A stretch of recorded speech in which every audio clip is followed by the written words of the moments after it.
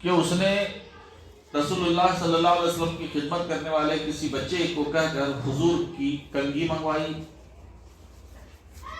کچھ بال بھی تھے اس میں. اس کنگھی پر کسی تاگے یا تاج سے کچھ اس نے پڑھ کر، جس کے اثرات برے ہوتے ہیں، سیکھا ہوا تھا، پڑھ کر اس نے اس کنگھی کے اس تاگے پر تقریباً 11 گرہیں باندھی اور ان تاروں کے ساتھ باندھ دیا. کنگھی کے ساتھ اس کو ایک کھجور کے چھال میں یا ورق میں لپیٹا اور لپیٹ کر اس کو ایک کنویں میں لے جا کر نیچے پتھر کے نیچے اس کو دفن کر کے محفوظ کر کے رکھ دیا. حضرت عائشہ فرماتی ہیں کہ تقریباً 6 مہینے کا عرصہ ایسا گزرا رسول اللہ صلی اللہ علیہ وسلم کا مبیش کہ جس میں حضور صلی اللہ علیہ وسلم کوئی کام کیے ہوتے نہیں، لیکن لگتا تھا میں نے کر لیا ہے. اس طرح کی بھول کی کیفیت بہت زیادہ بڑھ گئی اور دوسرے بہت سارے جسمانی کمزوری، سستی حضور صلی اللہ علیہ وسلم پر غالب رہنے لگی. لیکن حضور کو پتہ نہیں تھا کہ یہ جسمانی بیماری کے علاوہ یہ اصل میں ایک نظر نہ آنے والا ایک روحانی مرض ہے، کسی کے اثرات ہیں.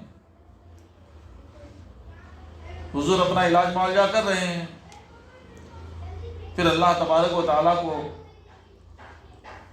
مرض ظاہر کرنا مقصود تھا. حضور آرام کر رہے تھے. حضرت عائشہ سے فرماتے ہیں حضور کہ اللہ تبارک و تعالیٰ نے مجھے میری بیماری بتلا دی. کیا بیماری ہے؟ کہا کہ کسی نے مجھ پر جادو کر دیا. چنانچہ میں سویا ہوا تھا، میرے خواب میں 2 فرشتے آئے، ایک قدموں کی طرف کھڑا ہوا ہے، ایک سر کی طرف. اوپر والے نے نیچے والے سے کہا کہ ان کو کیا ہوا ہے، کیوں بیمار ہیں؟ تو اس نے کہا کہ ان پر سحر اور جادو کیا گیا ہے. کس نے کیا ہے؟ لبی ابن اعصم منافق یہودی نے. کس میں کیا ہے؟ کہا کہ حضور کی کنگھی لی گئی اور تاگے یا تار پر پڑھ کر 11 گرہیں باندھی گئی، گانٹھیاں، اور اس کو ایک کھجور کے پتے میں یا کھجور کے کسی چھال میں لپیٹ کر فلاں کنویں کے نیچے پتھر کے نیچے دفن کر دیا گیا ہے.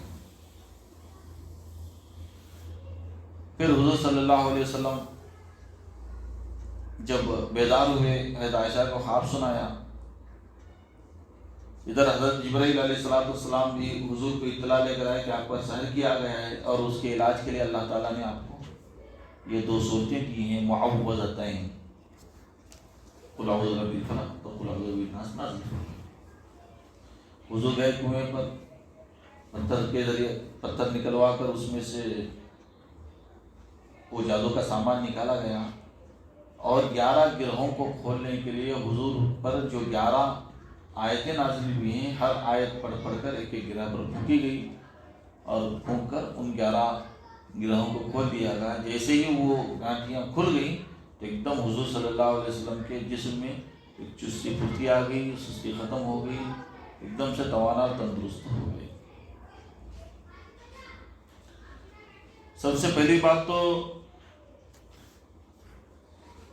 یہ ہے کہ اس میں جادو کرنے کے لیے جو چیز دشمن کو ابھار رہی تھی وہ تھا اس کا حسد. اللہ تبارک و تعالیٰ نے ومن شر حاسد اذا حسد میں اس کا بھی ذکر کیا کہ انسان کو اپنے دل میں حسد نہیں پالنا چاہیے. حسد پالنے والا، کسی کی نعمتوں کو دیکھ کر جلنے والا، حقیقت میں اللہ تعالیٰ کی نعمتوں کی تقسیم کو ظالمانہ تقسیم کہہ رہا ہے اور اللہ تعالیٰ کی تقسیم پر اعتراض کر رہا ہے کہ اللہ نے اس کو دیا، مجھے کیوں نہیں دیا، جبکہ اللہ بہتر جانتا ہے کہ کس کو کس وقت کون سی نعمت دی جائے.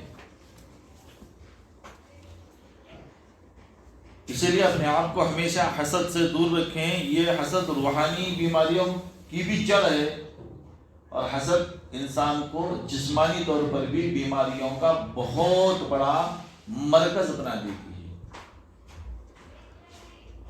آج جو عمومی طور پر کچھ بیماریاں عام طور پر رائج ہیں، ان کے پیچھے یہی نظر نہ آنے والے اسباب ہوتے ہیں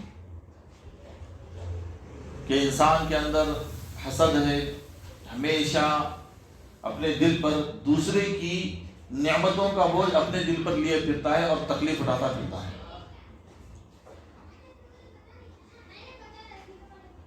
اللہ تبارک و تعالیٰ ہم سب کے حسد سے حفاظت فرمائے۔ دوسری چیز جو اس آیت میں اللہ تبارک و تعالیٰ نے بیان کیا ہے کہ حضور صلی اللہ علیہ وسلم کے اوپر تو ظاہر ہو گیا اللہ کی طرف سے کہ ان کو جادو کیا گیا ہے۔ ہماری زندگیوں میں بسا اوقات کبھی کبھار، اور میرا اندازہ یوں ہے کہ شاید 10,000 یا 20,000 لوگوں میں سے کبھی ایک آدمی پر، یا 1,00,000 2,00,000 5,00,000 لوگوں میں سے کسی ایک آدمی پر کبھی کبھار کوئی اس کی ترقی سے چل کر یا دشمنی اور عداوت میں اس پر کوئی جادو کر دیتا ہے۔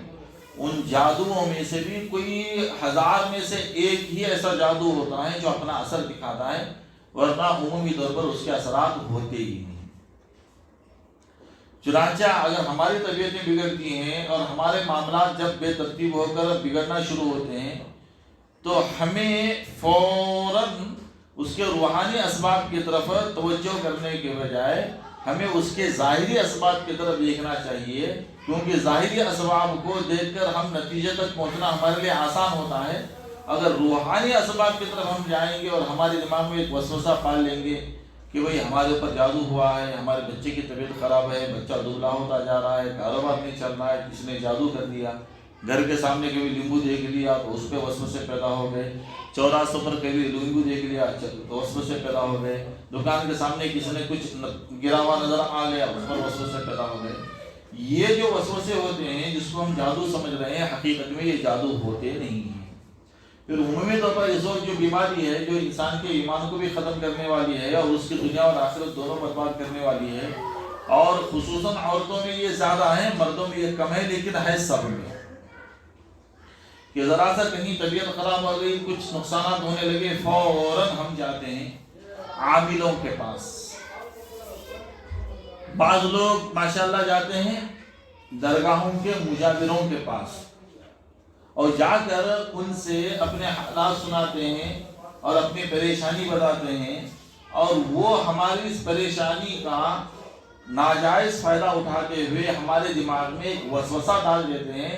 اور کوئی بھی عامل میری زندگی میں ہم نے نہیں دیکھا جو کسی مریض یا مریض صاحب کو یہ کہے کہ بھائی آپ کو کچھ نہیں ہوا ہے، آپ جاؤ آرام سے اپنے کام میں دل لگا کے لگے رہو، دوائی کھا لو، ٹھیک ہو جائے گا۔ آج تک کسی بھی عامل نے کسی بھی مریض یا مریضہ کو یہ بات نہیں کی ہے۔